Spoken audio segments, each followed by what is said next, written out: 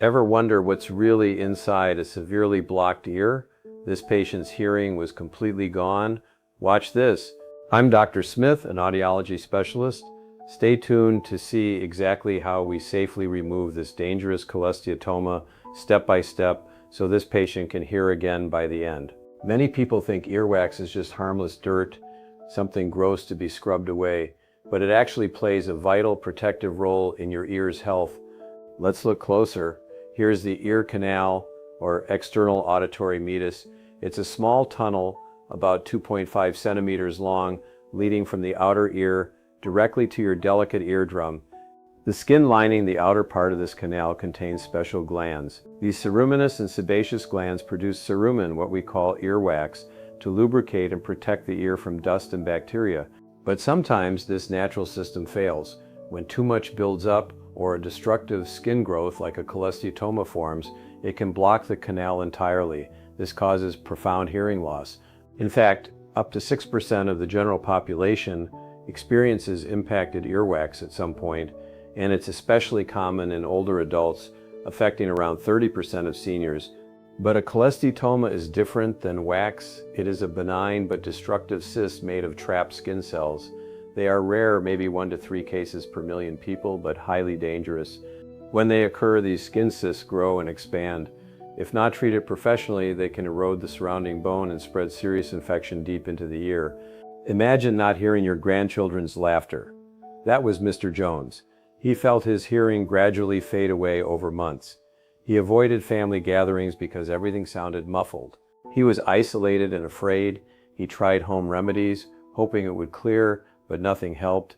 In fact, using cotton swabs even pushed the wax and skin deeper. It's terrifying to lose your hearing. You might wonder what happens if you just ignore it. It only gets worse. The pain and the silence grow. But today we change his life.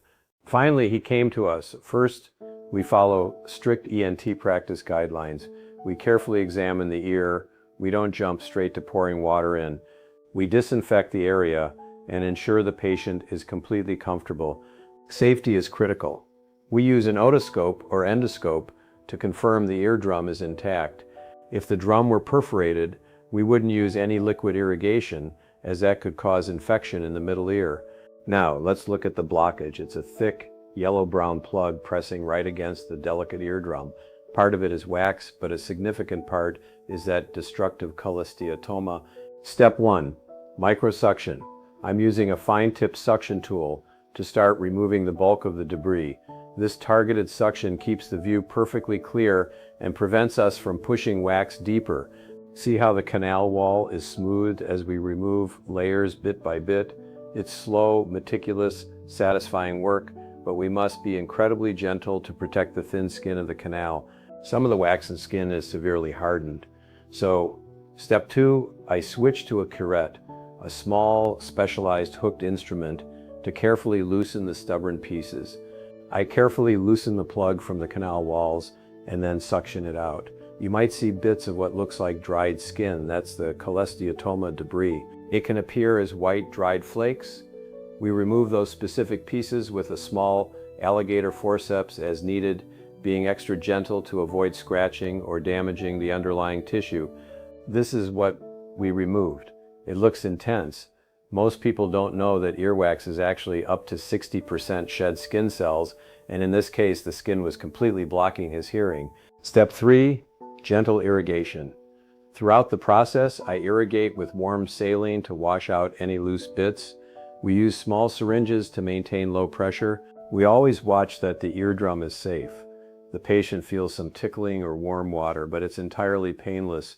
We talk to him constantly and make sure he's comfortable. As we go deeper and clear the final debris, the canal opens up. The black of the eardrum appears underneath. Can you see the eardrum now? We're done. The blockage is gone. Look at this incredible before and after. From total, isolating silence to perfect open clarity. Snap, hearing is restored. Now let's see Mr. Jones's reaction. Oh wow, I can already hear better, he says. We ran a quick hearing check right in the clinic. His hearing improved dramatically on the left side. He can hear the ticking clock on the wall and even the birds outside the window.